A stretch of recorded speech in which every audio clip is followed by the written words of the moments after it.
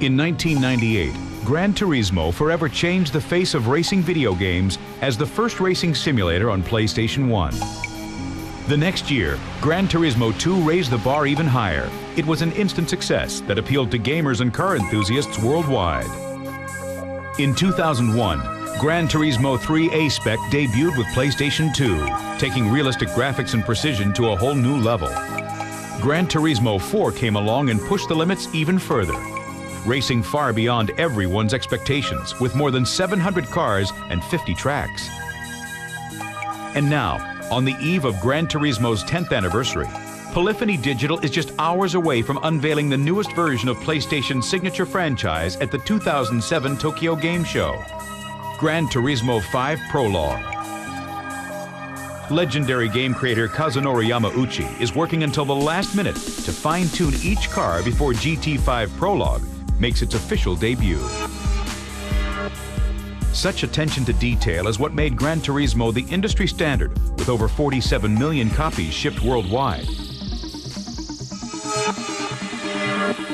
But in Kazunori's eyes, it isn't just evolution, it's the only way to reach his ultimate goal: revolution.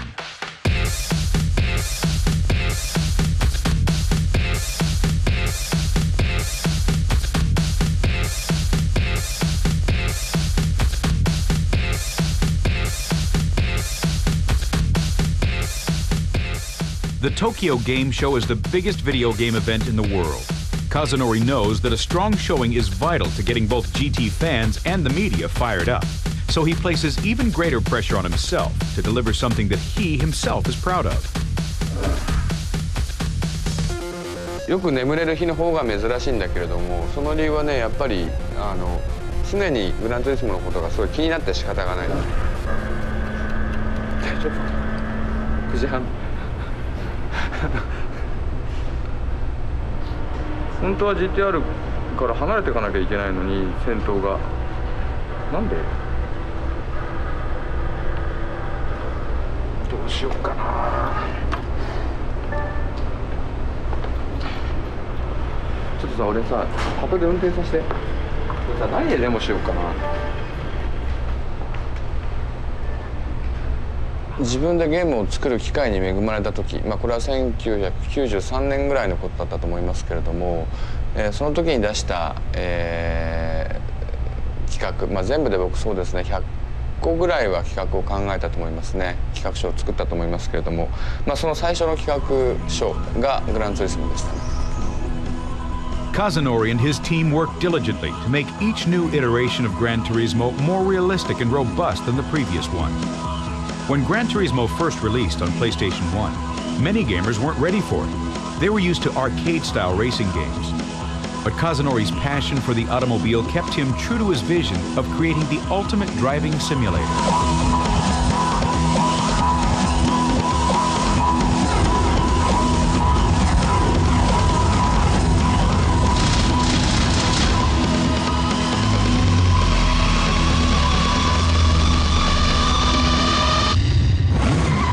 世の中がそのアーケードスタイルのレーシングゲームばっかりだということはよく分かっていて、ゲームとしてたくさんのオーディエンスを獲得するためにはそうでなければいけないと思ってましたね。ただ僕自身はね、そうではないリアルなドライビングシミュレーターが作りたかったもんですから、分かってくれる人が分かってくれればいいというつもりで、グランツーリスモを作ったと。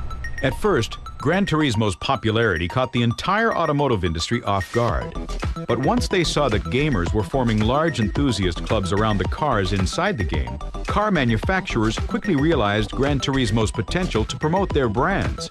Collectively, they rushed in, working closely with Polyphony Digital to perfect their cars not only in the game, but in real life as well. そこで初めて僕は自動車メーカーの代表に電話をして、これからゲームを作りたくてっていう話をして、そこからコミュニケーションが始まったわけです。こう冷たくされたっていうよりも、自分がやりたいことをまず伝えるのが一番難しかったですね。だからようやくGT4 の頃になって、僕らにしかできないことというのを自動車メーカーの皆さんが理解してくれて。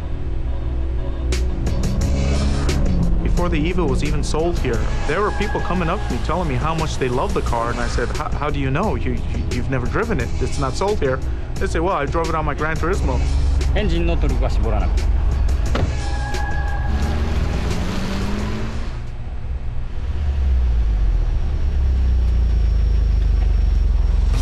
Gran Turismo's influence reached far beyond the PlayStation and gaming in general. It stretches out into the real world, with Polyphony Digital giving car manufacturers valuable input during the design process. Kazunori and his team were responsible for designing the first ever multifunction meter on the brand new Nissan GTR. まあ例えば GTR に関して言うと、やっぱり GTR を開発している、エンジニア、開発しているドライバー、そういう人たちと僕たちは、まあ個人的にも友達の関係にあって。Nissan and Polyphony Digital built a strong relationship that ultimately manifested itself at the 2007 Tokyo Motor Show, when the GTR was simultaneously unveiled in real life and in Gran Turismo 5 Prologue. This unprecedented partnership gave enthusiasts worldwide a chance to drive the car before it even hit the streets.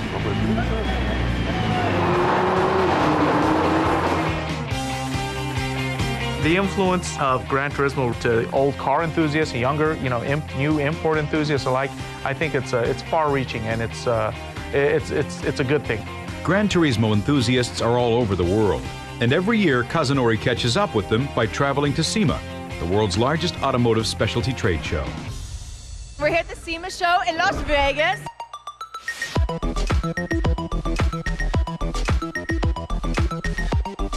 Gran Turismo's influence is readily felt within each of the tuned-out cars. Kazunori carefully inspects each car, ultimately choosing one that he deems worthy of being immortalized in Gran Turismo 5. It's an honor of the highest order.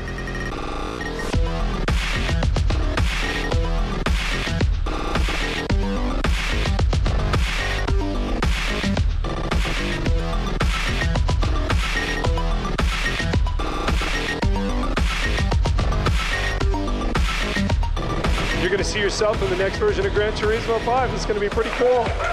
All I can do is thank all of the Gran Turismo franchisee for looking for the detail and inspiring us to build a better product every year. It's going to push us harder in the years to come to try to keep our level growing at the rate that the game is growing. Actually, when my son first saw it yesterday, it's like he said, he got a bit misty-eyed over the whole deal, because it is a big deal. It will put us in front of an audience that we could have never ever reached before. It's just cool because it is the car. It drives the way the car drives. It does everything that we ever could have imagined it would have done. Also, what Gran Turismo allows you to do is allows these guys to drive some of the classic cars of yesteryear without actually having to go find one. I've never driven a Chaparral, but thanks to Kazunori, I've actually now felt like I piloted one, and it was great. I loved it. In GT5 Prologue, Kazunori put extra emphasis on enhancing the beauty of the cars, the tracks, the scenery, and all the finest, most minute details. His single-minded determination to pay proper homage to the cars is born from his childhood obsession with the automobile, something he never quite outgrew.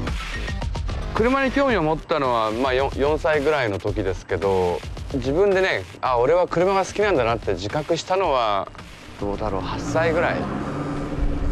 Z、それからホンダの S2000、メルセデスの SL55AMG、それからポルシェの GT3、それと、フォード GT が2台ですね。